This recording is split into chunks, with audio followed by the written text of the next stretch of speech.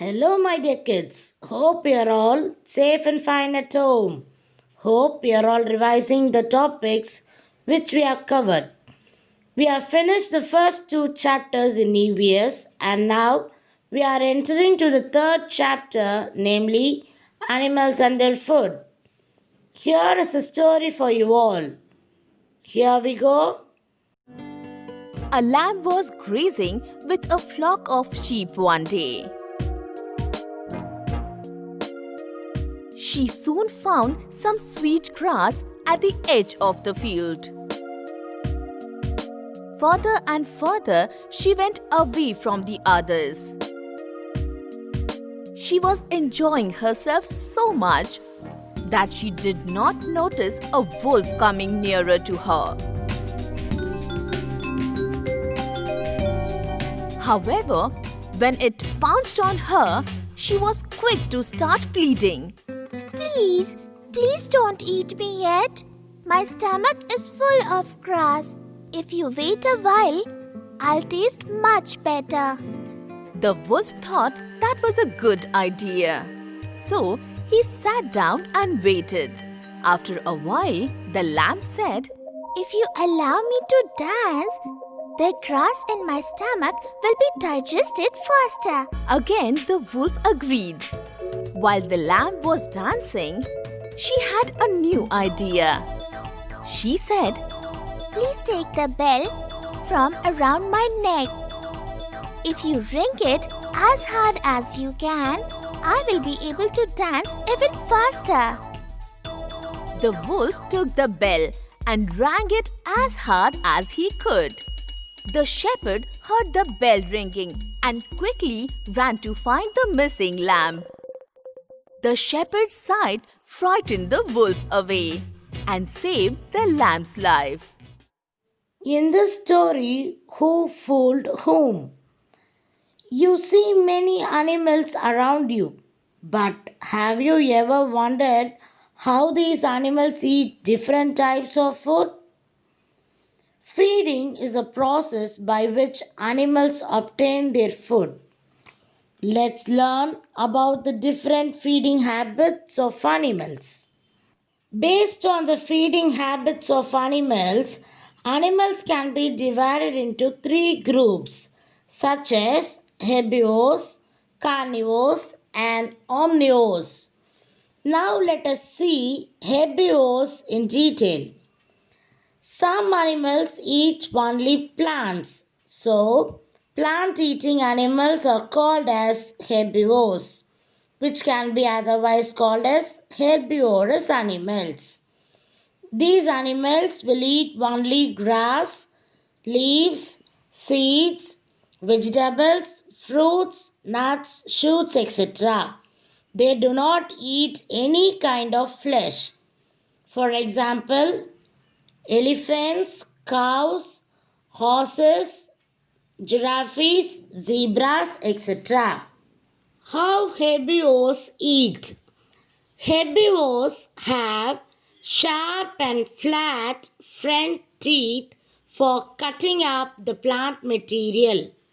They also have broad teeth at the back for chewing and grinding.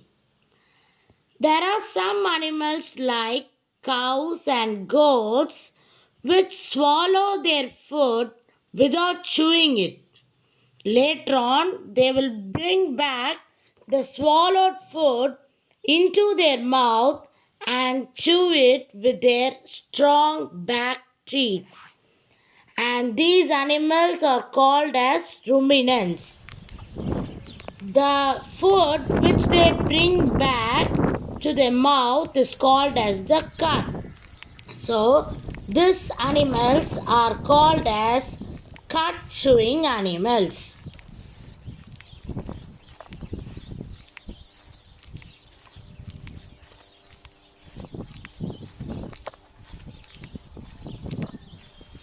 Some animals like the squirrel and the rat have sharp front teeth. This helps them to crack and gnaw nuts and grains. These animals are called as rodents.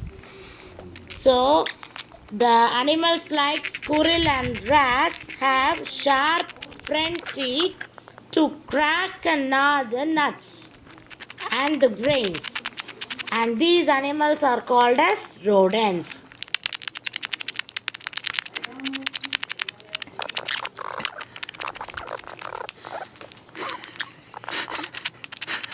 Next, we can see the eating habits of carnivores.